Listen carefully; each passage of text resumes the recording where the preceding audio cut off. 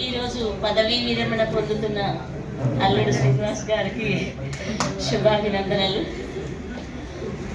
మరి ఈరోజు ఇక్కడికి విచ్చేసిన వాళ్ళందరికీ కూడా స్వాగత సుమాంజలు. మనము ఈ ఉద్యోగ పర్వం ఏదైతే ఉన్నదో అది ఒక జర్నీ లాంటిది.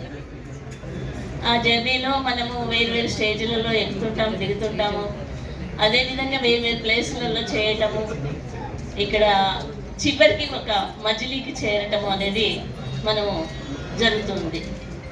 మరి మజిలీ అనేది ప్రశాంతంగా మరియు ప్రసన్నంగా జరిగినట్లయితే హ్యాపీగా ఉంటాము మనము.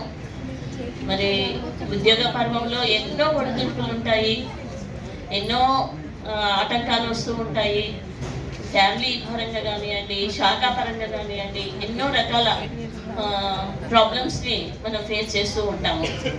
మరి ఆ ప్రాబ్లమ్స్ అన్నీ ఫేస్ చేస్తూ కూడా మనము ఈ సర్వీస్ చేస్తున్నాము అంటే చాలా సాక్రిఫైస్ చేసినట్టే. మరి అంటే శాలరీ తీసుకుంటున్నాం, సర్వీస్ చేసినాం అన్నది కాదు. శాలరీ తీసుకున్న వాళ్ళందరూ సర్వీస్ చేయట్లేదు. ఓ మాటలో చెప్పాలంటే కొంతమంది సర్వీసు లేకుండా కూడా శాలరీ తీసుకునే వాళ్ళు ఉన్నారు.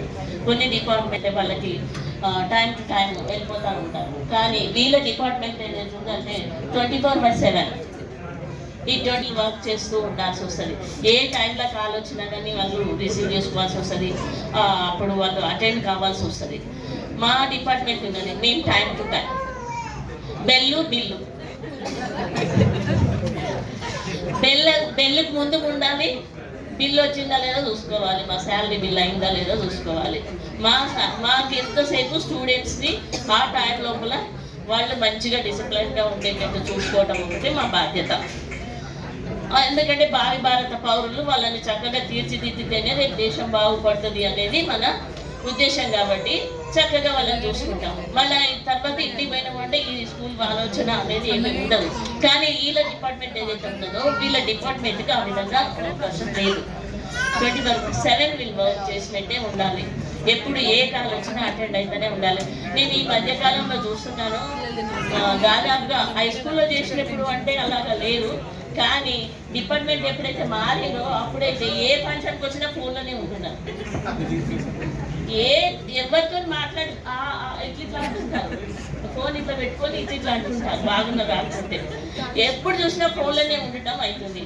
ఆ ఫంక్షన్కి వచ్చిందన్న పేరే కానీ ఏ ఊళ్ళనో కూర్చొని ఎక్కడో సైలెంట్ ఉన్నారు కూడా ఆ ఫోన్లోనే మాట్లాడటం జరుగుతూ ఉన్నది. అంటే వాళ్ళు service on the leave also they are working. వాళ్ళు లీవ్లో ఉన్నాము అన్న పేరే కానీ సర్వీస్లోనే ఉన్నారు. ఇలా ఉంటుంది. మరి వర్క్ అనేది డిపార్ట్మెంట్స్ పరంగా చూసినట్లయితే అలాగే సీరియల్ అనేది ఎక్కువగా అనేది ఇక్కడ అర్థమవుతున్నది. కానీ మన ఫ్యామిలీ గురించి ఆలోచించినట్లయితే ఇంకా చాలా నెమ్మది వ్యక్తి. మేము కొత్తగా మా అమ్మాయి పెళ్ళైన తర్వాత మేము చూసినప్పుడు మా అమ్మాయి ఈయన మాట కూడా మాట్లాడుతుంటే ఇంత నెమ్మదిగా ఉన్నారు అనుకున్నాను. ఆ తర్వాత చూసినాను అసలు రెస్పాన్సిబిలిటీస్ అన్నీ కూడా చాలా కూల్గా అవన్నీ కూడా చేసుకుంటూ వచ్చారు. మరి ఏ రోజున కూడా ఒక చిన్న ఇష్యూ కూడా ఒక గొడవ పడటం కానీ ఏది కానీ తెలియదు. నేను చూసినంత వరకు వాళ్ళందరితోటి కూడా చాలా ప్రేమగా మాట్లాడతారు, చాలా చక్కగా ఉంటారు. మరి డిపార్ట్మెంట్ పరంగా చూసినా కానీ ఇటు ఫ్యామిలీ పరంగా చూసినా కానీ వారికి మంచి పేరే ఉన్నదని నేను అనుకుంటున్నాను. మా వాళ్ళందరిలోనైతే చాలా మంచి పేరు ఉన్నది, ధర్మాత్ములు. ఇంకా అసలు ఏమీ వారికి వేరే వంకలే మచ్చ లాంటిది ఏమీ లేదు. చాలా చక్కటి వ్యక్తి.